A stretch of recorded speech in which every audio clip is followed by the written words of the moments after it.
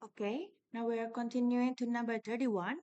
Dinda memiliki selembar kain putih berbentuk persegi panjang dengan ukuran 2 meter dikali 1,5 meter.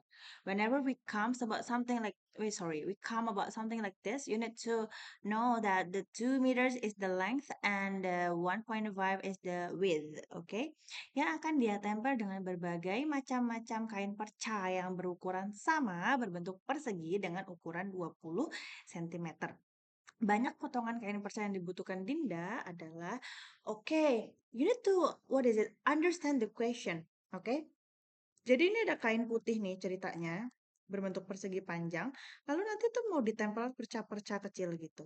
Kayak gini gitu. Jadi supaya si kain putihnya itu akan tertutup gitu ya.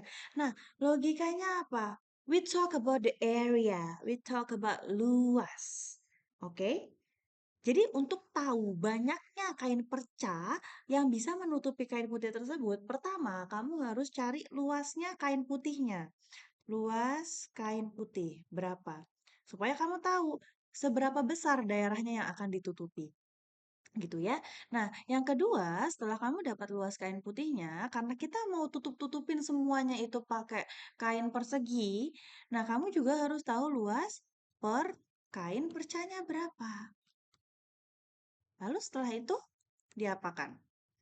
Setelah itu berarti dibagi ya, karena kan kita udah tahu nih luasnya yang mau ditutupin berapa. Lalu udah tahu luas kain kecil-kecilnya berapa. Berarti untuk tahu banyaknya kita harus membaginya ya. Oke. Nah, tapi sebelum kita mencari luas, you need to see that the unit are not same. The units are not same, oke? Yang satu meter, yang satu centimeter here. Okay, it's different. So again, you need to change that. You need to change, you need to transform the bigger unit into the smaller one. Remember the stair? So when we talk about the stair, it's about the length. It's just the same. It's kilometer, hectometer, decameter, and the next one is meter and decimeter, centimeter, and also millimeter.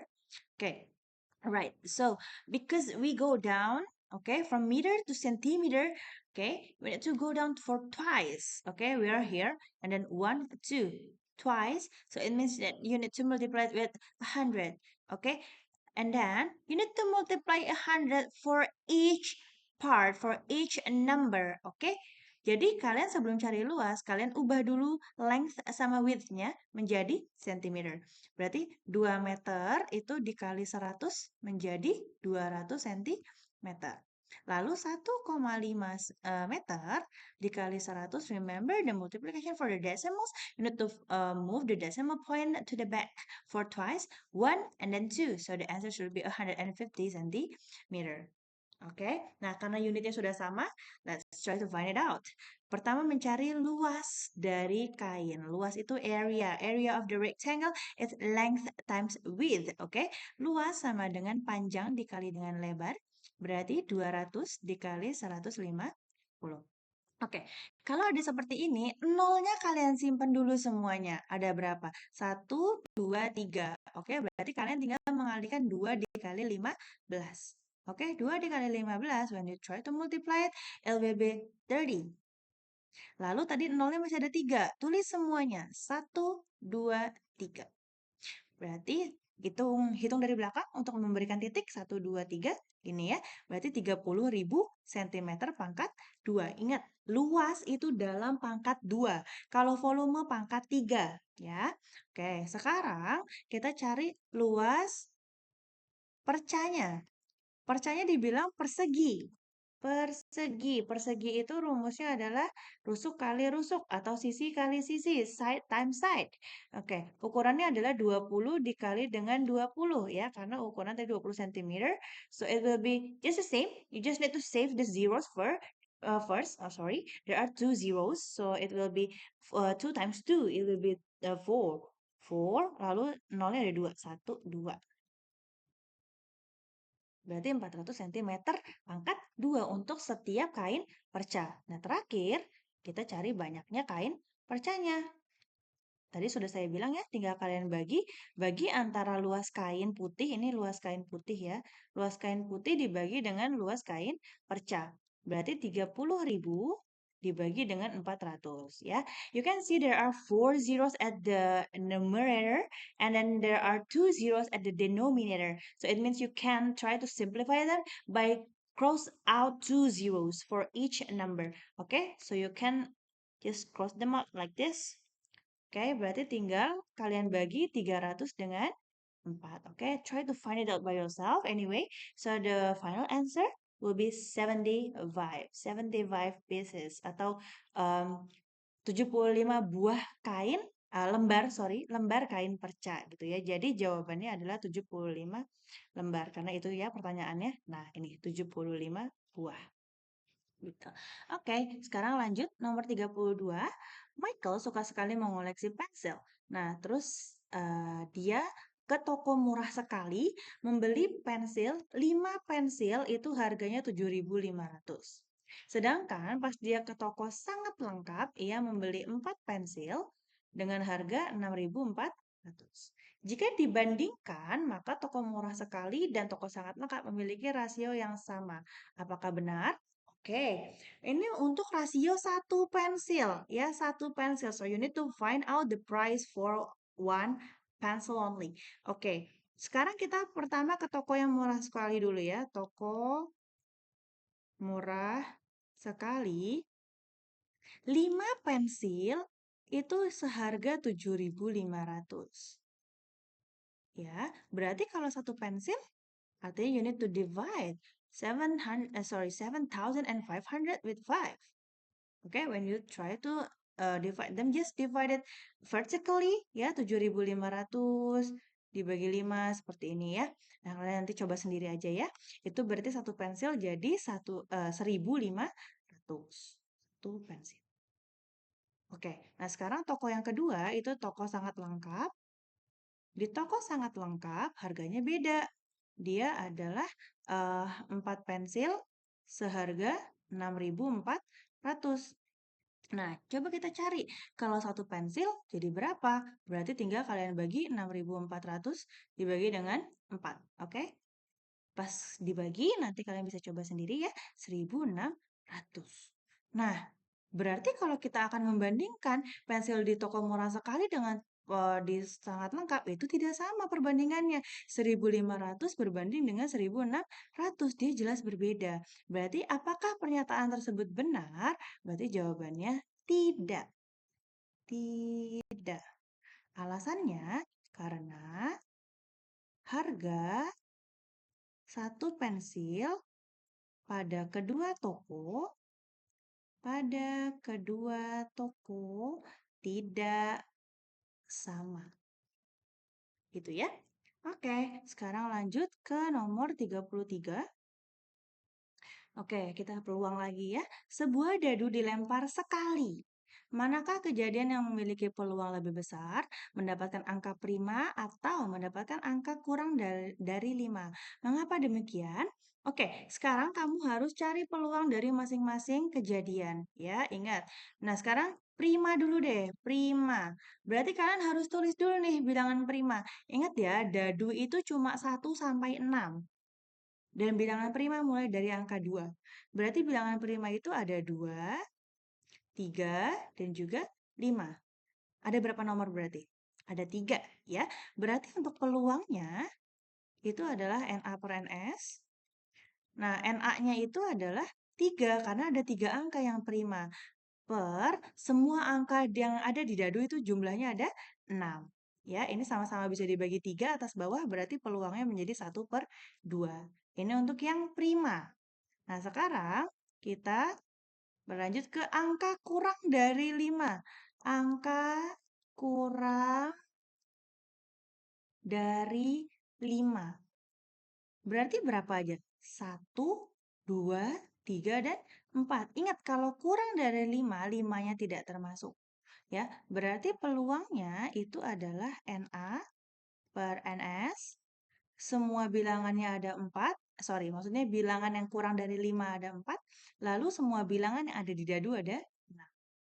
Nah, when you try to simplify them, it will be 2/3. Karena dibagi 2, ya, 2/3. Nah, pertanyaannya, manakah kejadian yang memiliki peluang lebih besar? Oke, berarti kalian harus membandingkan. You need to compare two fractions. Okay, when we talk about comparing a half and also 2/3. First of all, you need to make the denominator become same. Oke? Jadi kalau misalkan denominatornya tidak sama, kalian tidak bisa membandingkan. Gitu ya, karena yang satu cuma dibagi dua, tapi yang satunya dibagi tiga, which means they are different. Oke? You need to find out the LCM, least common multiple for 2 and 3. Number, ya, nomor yang bisa dibagi oleh 2 dan juga 3. Berarti adalah 6. Ya, oke. 6, berarti kan 2 itu kalau mau 6 kan dikali 3 ya. Berarti yang atas juga harus dikali 3, which means the numerator becomes 3.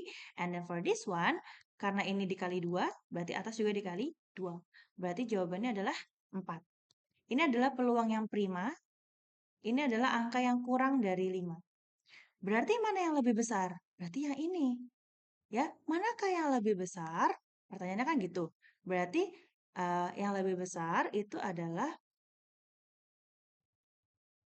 peluang peluang muncul angka kurang dari 5 lebih besar dari peluang muncul angka prima. Karena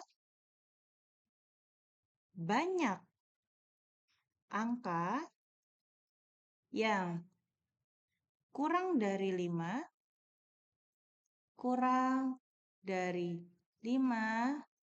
lebih banyak daripada banyak bilangan prima. Gitu ya. Jadi yang lebih besar adalah peluang kalau keluarnya angka kurang dari 5. Karena memang banyaknya aja lebih banyak di sini ya, 4 angka. Sedangkan yang prima cuma ada 3. Makanya dia peluangnya akan lebih besar gitu ya. Oke, kita lanjut nomor 34. Oke, nomor 34, Pak Ibrahim baru saja menyelesaikan membuat tangga di rumahnya. Di bawah tangga memiliki ruang kosong seperti berikut. Jika diketahui AEB seperti yang sudah digambar 52, maka ADC mana? ADC itu yang ada di sebelah sini. Ya, oke. Nah, yang harus kalian ingat, satu segitiga itu adalah 180. 180, oke? Nah, kalian pertama lihat dulu segitiga ABE, ya, segitiga ABE. You can see that this one is right angle. You need to remember right angle is 90 degrees. Nah, berarti kalau yang di B ini 90, yang E52, berarti kalian bisa dong cari A-nya. Betul kan? Karena total satu segitiga itu adalah 180. Berarti 180 dikurangi 90 dikurangi 52 akan menghasilkan sudut A ini. 180 dikurangi 90 adalah 90, dikurangi 52, maka hasilnya adalah 38. Ya, 38. Nah, kenapa kamu harus cari yang A-nya? Karena kita akan menggunakannya untuk mencari yang D. Sekarang fokusmu adalah di segitiga yang ACD. Kalau yang sebelumnya kalian fokus ke segitiga ABE untuk mencari A-nya. Nah, sekarang kalian fokus ke segitiga ACD. Ini A, ini C, ini D. A-nya kan sama aja sama yang dipakai di segitiga ABE. Nah, berarti A di sini adalah 38 derajat. And you can also see that C is a right angle here. So it means that this one is 90 degrees. Nah, berarti untuk mencari D-nya, untuk mencari ADC, itu adalah yang ini. I will just use different color. Oke, berarti kalau yang ini, dia adalah 180 dikurangi 90 dikurangi 38. 180 kurang 90, 90 dikurangi 38, berarti hasilnya adalah 52 derajat. It's just the same with the AEB, oke? Jadi hasilnya adalah 52 derajat. Oke? Now, the last number, 35. Okay, we talk about ratio here. Pada SD Pintar, anak-anak kelas 6 dimintai keterangan mengenai mata pelajaran yang mereka sukai. Setelah didata, ada 16 yang suka matematika, 28 suka bahasa Indonesia, dan 36 menyukai bahasa Inggris. Again, in the ratio, you cannot switch the subjects. You cannot switch them. Okay, you need to really, lock with the question instead. Okay, you cannot just switch that. It will be very different. Oke, yang A itu adalah bahasa Inggris baru matematika. Oke, berarti yang A bahasa Inggris dulu. Bahasa Inggris berapa? 36 orang. Berbanding dengan 16 orang. Karena yang matematika ada 16 ya. Nah, 36 sama 16 sama-sama bisa dibagi 4 ya. Berarti ini sama-sama dibagi 4. Berarti ini jadi 9 berbanding dengan 4. Berarti perbandingannya adalah 9 banding 4. Lalu yang B, bahasa Indonesia. Bahasa Indonesia terhadap seluruh siswa kelas 6. Nah, ini seluruh siswa kelas 6 ya. Berarti harus kalian cari dulu nanti ya. Pertama yang bahasa Indonesia itu ada 28 berbanding dengan total semuanya. Berapa berarti? 16 ditambah 28 ditambah 36. You can try to add them up first or you can just add you can use brackets anyway. 16 ditambah 28 ditambah 36. You need to add them up first. Okay, remember bracket comes first. Okay, berarti 16 tambah 28 44 tambah 36 80. Berarti siswanya ada 80 orang. Nah, sekarang kalau sudah seperti ini kalian cukup tinggal menyederhanakan ya, cari GCF-nya gitu ya, cari bilangan yang bisa membagi mereka yang paling besar. Berarti ini sama-sama dibagi berapa? Dibagi 4 lagi ya, karena 28 dibagi 4 bisa dapat 7 berbanding 80 dibagi 4 adalah 20. Jadi perbandingan antara yang suka bahasa Indonesia dengan seluruh siswa kelas 6 itu adalah 7 banding 20. Okay? Maybe that's all for the key answer. So I hope you can really understand. If you have any question, you can try to re-understand again because I have explained everything here. And then you can try to find out the similar questions. And Google, there are a lot of it. And then if you need further information, further explanation, you can try to find it out in YouTube. Okay? All right. Good luck, everyone.